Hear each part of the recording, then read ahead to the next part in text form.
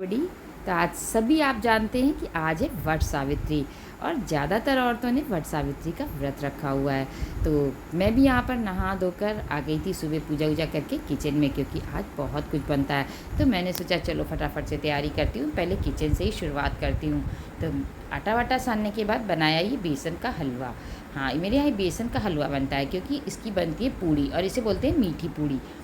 तो ये हलवा बना के मैंने रख दिया साइड में, क्योंकि थोड़ा ठंडा होने के बाद ही ये भरा जाता है। और फिर चढ़ा दी गैस पर कढ़ाई और सबसे पहले बनाए बरगद, क्योंकि बरगद की ही पूजा होती है ना, तो इसलिए सबसे पहले बनाए बरगद। फिर पुए, मेरा कई सामान बनते हैं गाइस, पुए, पूड़ी, कचौड़ी, बरगद और मीठी पूड़ी, मतलब बहुत आइटम बनते हैं। तो थोड़ा थोड़ा करते बहुत टाइम लग जाता है। तो अभी कर ही रही थी कि ये भी पूजा करके आ गए, बोले अच्छा चलो तुम फटाफट से बेलो, मैं निकाल देता हूँ, लेट बहुत हो रहा है। तो इस तरह से थोड़ी हेल्प इनकी भी मिल गई और बन गया फटाफट से मेरा पूजा का सारा सामान। और मैं आ गई अपने कमरे में तैयार होने। कपड़े मैं पहले ही निकाल कर रख गई थी कि फटाफट से तैयार हो जाऊंगी, लेकिन गाइस इसमें थोड़ा टाइम ज़्यादा लग ही जाता है तैयार होने में, क्योंकि इसमें मतलब सुहाग के जितने जेवर होते हैं सब पहनने होते हैं। सासू माँ कहती थी सब कुछ पहन कर पूजा किया करो, तो हम लोग वैसे ही सब करते हैं। तो यहाँ पर मैं बिल्कुल ही तैयार हो गई थी।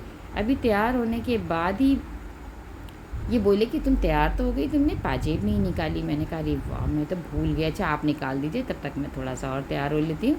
तो यहाँ पर मैंने नथनी बेली सब पहले ही निकाल ली थी, चूड़ियाँ भी मैंने बदल ली थी।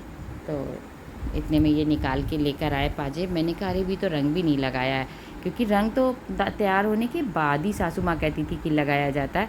तो सब पूरा तैयार होने के बाद मैं बैठ जाती हूँ रंग लगाने के लिए, और तब तक ये निकाल के ले आते हैं मेरी पाजेब भी। तो मैंने फटाफट से पाजेब भी पहनी, क्योंकि ये मेरी पाजेब जो है ये शादी की हैं और मुझे ये बहुत पसंद आती है।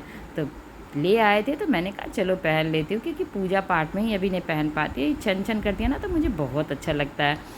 तो फटाफट से मैंने पाजेब पहनी और पूरा तैयार हुई, एक बार अपने लुक को देखा मिरर में और पहुंच जाती हूँ फटाफट से पूजा के लिए, क्योंकि बहुत लेट हो गया था, लेकिन फिर भी अच्छा लग रहा था, क्योंकि आज घर में थी, बहुत इत्मीनान से काम कर रही थी।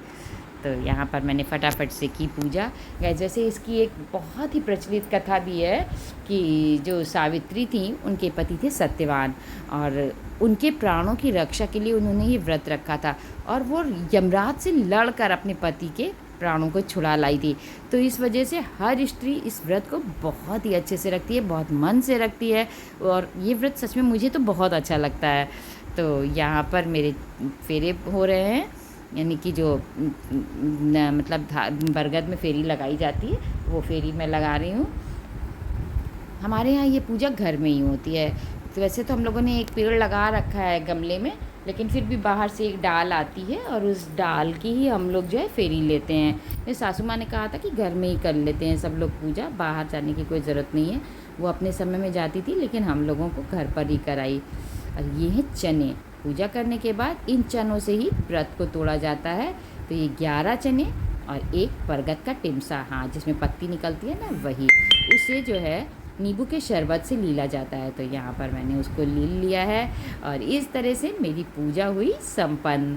तो फटाफट से मैंने भी व्रत को अच्छे से किया, और आप लोगों ने भी अच्छे से किया होगा। मुझे ज़रूर से कमेंट करके बताइएगा कि आप लोगों ने किस तरह से इस व्रत को किया। भाई अब मेरी पूजा हुई संपन्न, चलिए लेते हैं सास ससुर और बड़ों का आशीर्वाद। मिलते हैं नेक्स्ट व्लॉग में।